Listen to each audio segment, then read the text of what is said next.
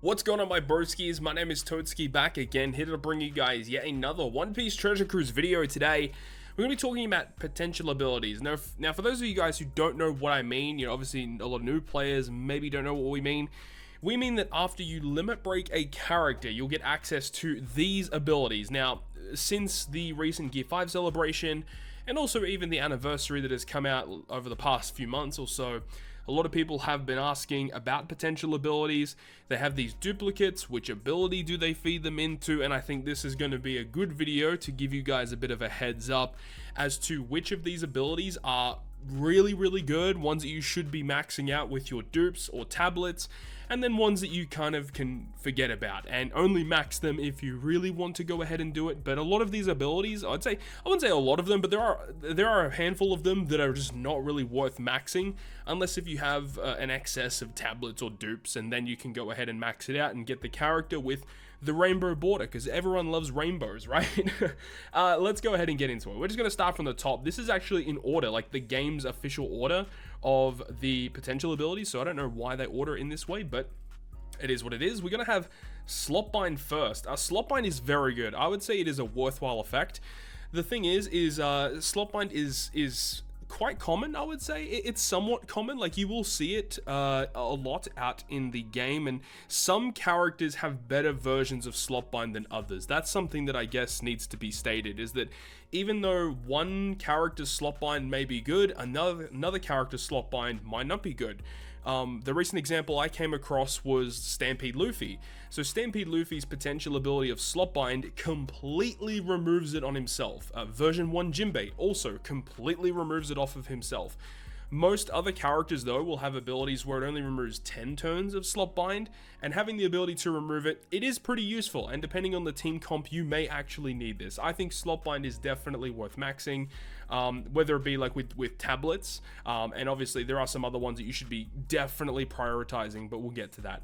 Recovery Bind, I would also say, is a worthwhile mechanic, especially with the waifu celebration that came out a couple months ago, that a lot of the characters in that batch had healing mechanics, and they inflicted recovery bind or recovery based debuffs, and this is a somewhat common debuff, I would say. I think it's pretty useful, but I guess you could also say it's somewhat useful, because at the end of the day, this doesn't actually affect the amount of damage you can output. I mean, depending on the legend, of course, or the characters you're using, but I wouldn't say this is a super common debuff, but there are definitely characters that will utilize this to enable you to remove this debuff to then allow your crew to heal.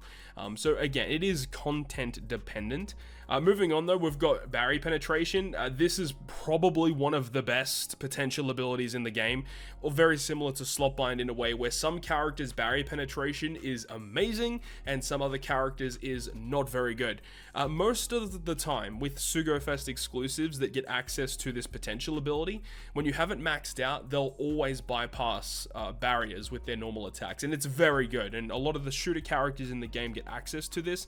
The recent released batch of Izo was a bit of a disappointment in this regard, because while the whole batch is focused around having barrier penetration, their potential ability was not as good as other characters in the past. But generally speaking, barrier penetration is a very good potential ability, and using tablets to get it maxed out is actively worth it. Pinch healing, I think, is also very good. I think it is better than Slot Bind in a lot of cases. If you're below 50% health and you hit it perfect, you heal back a certain value of that character's recovery in HP at the end of the attack, which is very cool. It's very useful to get access to that. Just a revival, or survival, should I say, based mechanic, always worthwhile. The Enrage effect is interesting. This is the Provoked ATK effect. I would say maybe this is down here, maybe a little bit better than Recovery Bind. So this has dual mechanic. In one way, if you take damage, this will boost your character's base attack by a certain value.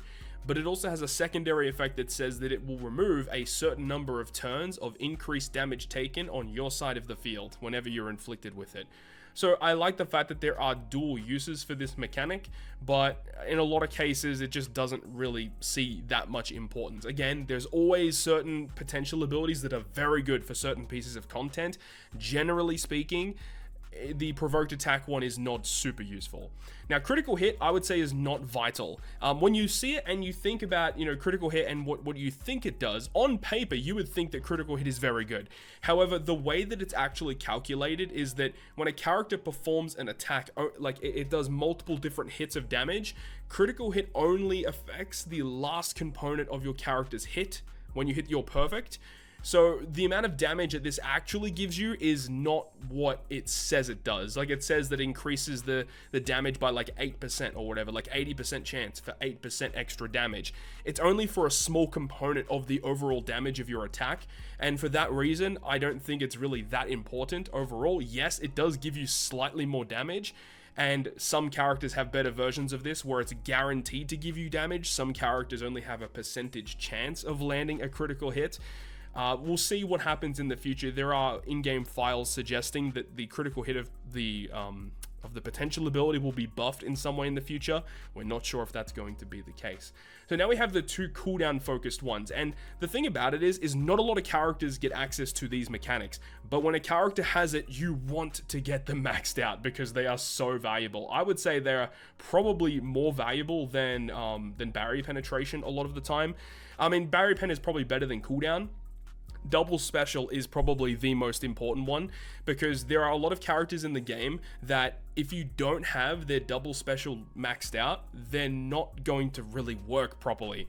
So double special, I would say, is one of the most important potential abilities. Cooldown reduction just allows you to speed through content with that character much faster. Like Legend Corazon, for example, naturally has a very high cooldown.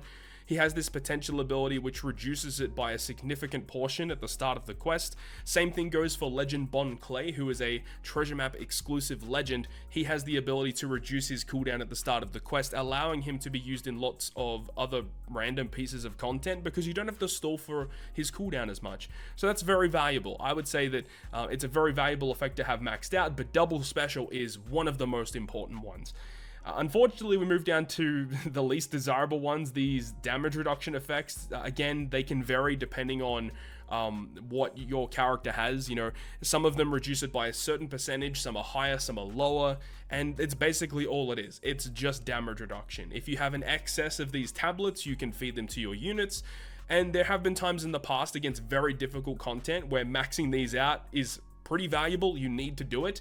Generally speaking, not that important a lot of the time because it is damage reduction against certain colors. If this was combined into one potential ability where you just get additional damage reduction against everything, this would actually be a lot more valuable, but because it's type focused, type dependent, it's a little annoying.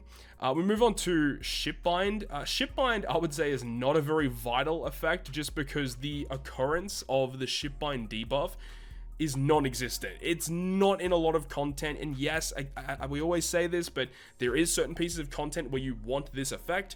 Generally speaking though, this is one of the most uncommon debuffs that gets inflicted to you in the game, so I would go as far as to say that maxing this out isn't as important as you would think. We've got Fear next, the Fear Resistance. This is an interesting one. I do think this is actually a pretty good one. I would say it's probably more important than some of these other ones here.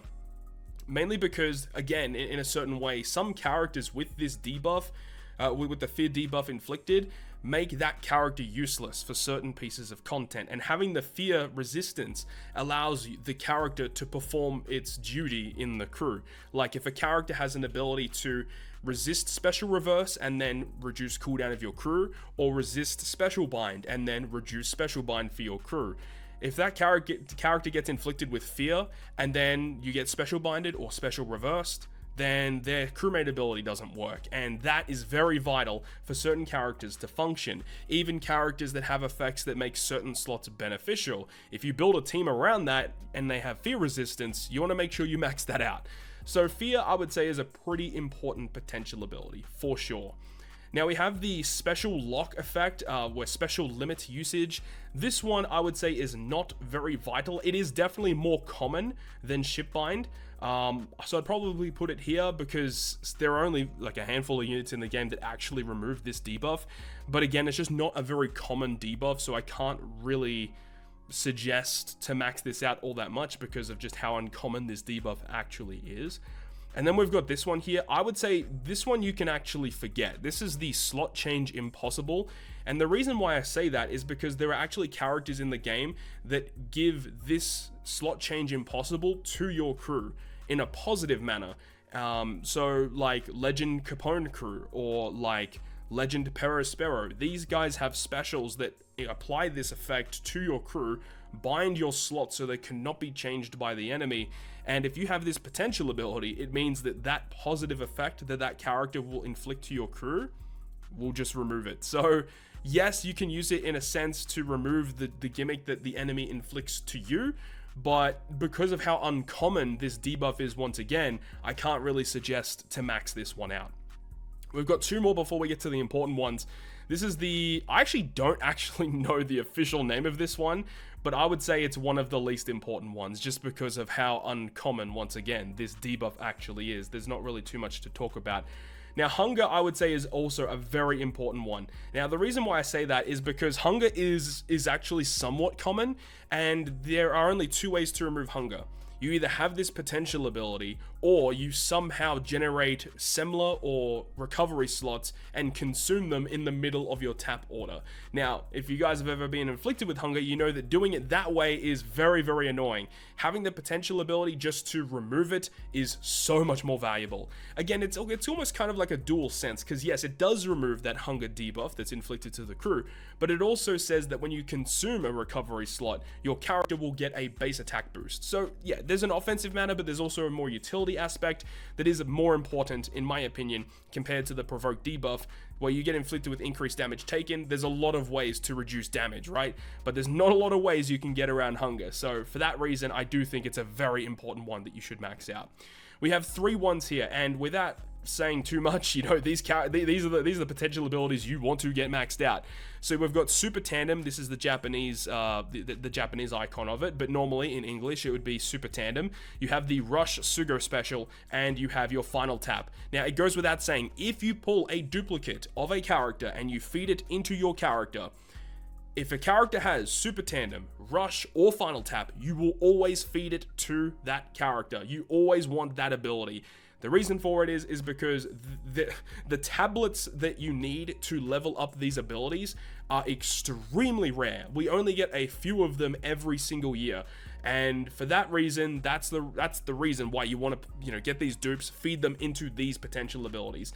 The ones all below it all have individual tablets that are somewhat common to get. You know, Kizuna, you'll be able to get plenty of them in the Kizuna exchange, as well as in Treasure Map, you'll be able to get quite a lot of these tablets. But due to the rarity of these tablets, you want to feed your dupes into here.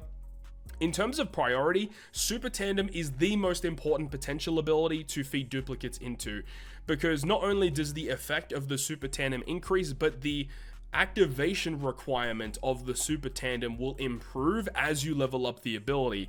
Typically, when you get Super Tandem to level 4 is when the activation requirement is as good as it's going to get. Some characters, I think, improve up to level 5, but you want to get it, you know, your Super Tandem as high as possible, better ability, easier activation requirement. The same thing could be said for Rush, where the activation requirement, where the amount of HP you lose per Rush tap is obviously improved, but due to the fact that at this current point in time, as of me recording this video, we only have knowledge of 2 characters with Rush, being Gear 5 and Sanji, and as we know right now, yeah, you should probably just conserve the Rush tablets for now, but Super Tandem is still more important. And Final Tap, not a lot of good Final Taps in the game. There's only a couple of them that are actually worth mentioning. Some of them are okay, some of them are mid-level, a lot of them are really bad, but there are definitely some good ones out there. Either way, these are the rarest potential abilities in the game, the hardest tablets to acquire. If you pull duplicates of characters, you feed them here.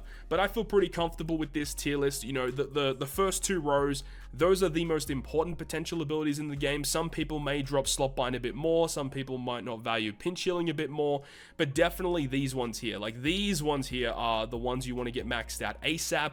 If a character that you have a dupe of does not have either of these 3 abilities, you want to go for these ones next. These are the next ones you want to go for, and these are probably in order in terms of importance, in my personal opinion.